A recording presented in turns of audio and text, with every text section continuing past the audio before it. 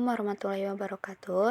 Di sini saya Anissa Nursipa bersama Citra Rahayu akan menjelaskan mengenai penelitian kami yang berjudul Analisis Regulasi Siswa melalui implementasi pendekatan Self-Regulated Learning untuk meningkatkan motivasi dan prestasi belajar pada siswa kelas 8K dan 8L di SMP Krida Utama. Penelitian ini berfokus pada pentingnya regulasi diri sebagai salah satu faktor kunci dalam keberhasilan belajar siswa.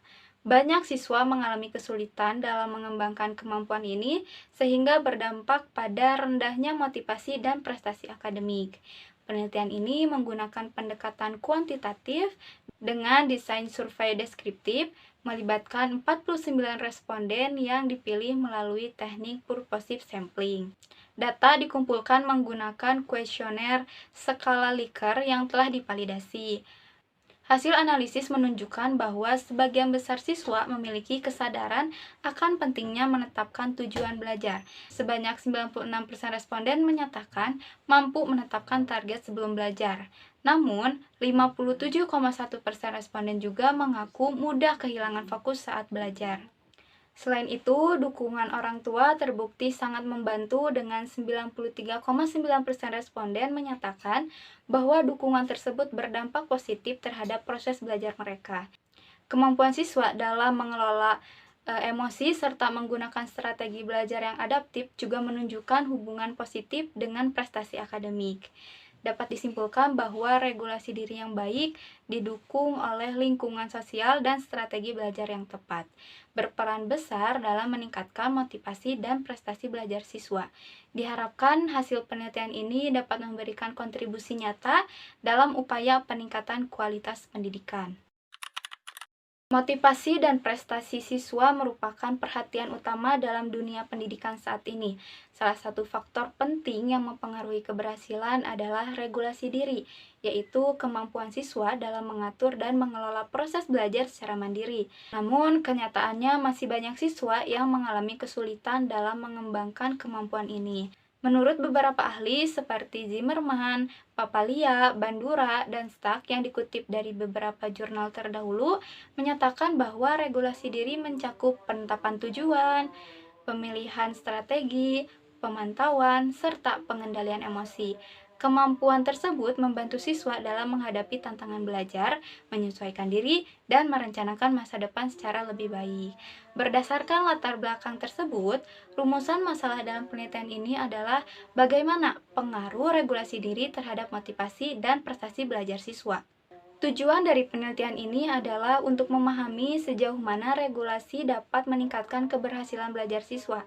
Selain itu, penelitian ini juga menyoroti peran faktor eksternal seperti dukungan orang tua, guru, dan lingkungan, serta faktor eksternalnya seperti kemampuan melakukan observasi dan penilaian diri. Melalui penelitian ini diharapkan dapat dibangun pemahaman yang lebih komprehensif mengenai hubungan antara regulasi diri, motivasi, dan prestasi belajar siswa, serta memberikan kontribusi dalam meningkatkan kualitas pembelajaran melalui penguatan regulasi diri. Metode penelitian. Penelitian ini menggunakan pendekatan kuantitatif dengan desain survei deskriptif. Menurut Dan Moyer, dalam Nugroho 2018, pendekatan kuantitatif merupakan kajian empiris yang menyajikan data dalam bentuk numerik. Populasi penelitian adalah siswa kelas 8 SMP Krida Utama dengan sampel sebanyak 49 responden yang dipilih melalui teknik purposive sampling. Data yang dikumpulkan menggunakan kuesioner berskala Likert yang telah divalidasi dan reliabel.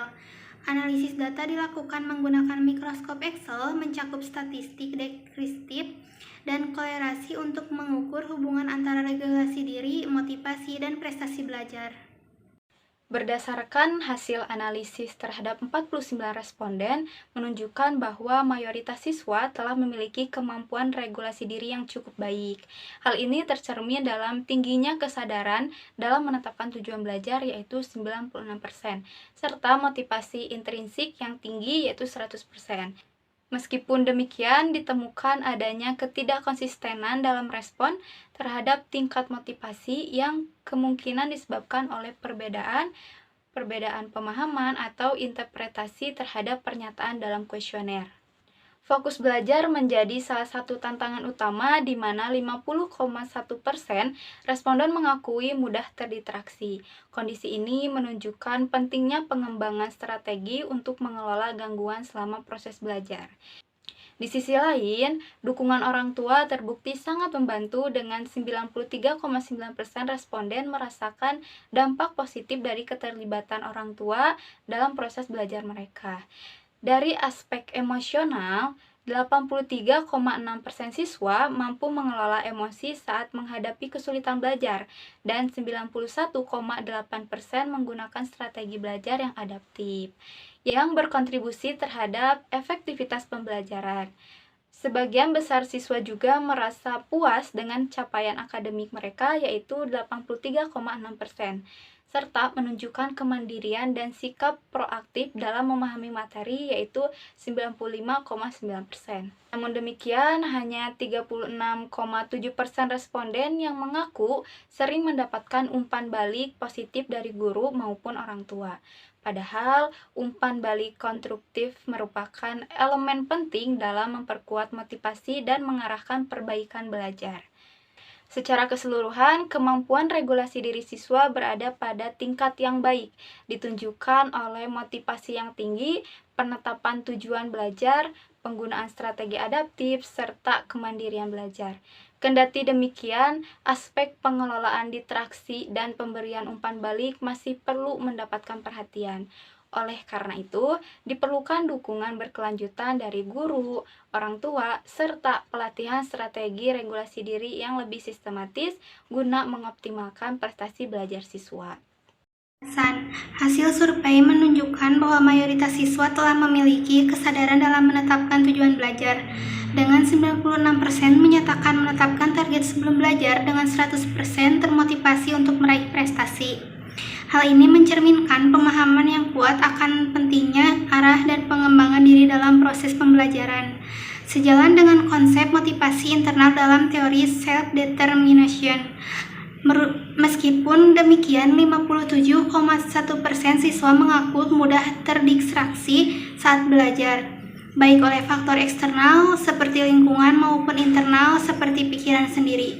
Namun, dukungan orang tua menjadi faktor penguat di mana 93% siswa merasa bahwa keterlibatan orang tua mampu meningkatkan semangat dan fokus belajar mereka di rumah. Kemampuan siswa dalam mengelola emosi juga cukup baik, terbukti dari 83,6% yang menyatakan mampu tetap tenang saat menghadapi kesulitan belajar. Sebagian besar siswa, 91,8% juga menggunakan strategi belajar yang adaptif, menunjukkan kesadaran terhadap cara belajar masing-masing atau metakognisi. Dalam hal kepuasan belajar, 83,6% siswa mengaku puas dengan hasil akademik mereka. Namun, hal yang perlu diperhatikan adalah minimnya umpan balik positif yang diterima siswa, di mana 63,3% jarang mendapat pujian atau masukan membangun dari guru dan orang tua. Padahal umpan balik penting untuk meningkatkan performa belajar.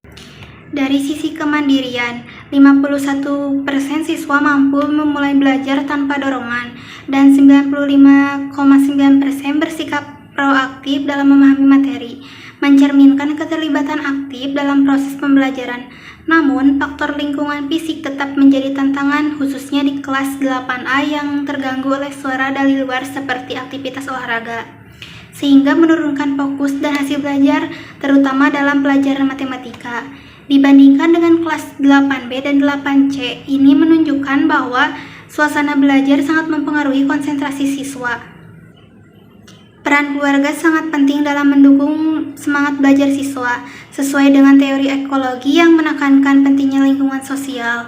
Kemampuan mengelola emosi juga turut mendukung ketuhanan siswa dalam menghadapi tekanan akademik, meskipun sebagian besar siswa sangat termotivasi 67,4%.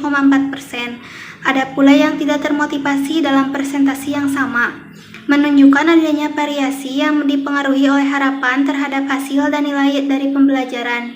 Sesuai dengan teori ekspektasi value, Kesadaran metakognitif siswa dalam memilih strategi belajar yang efektif semakin memperkuat kualitas pembelajaran.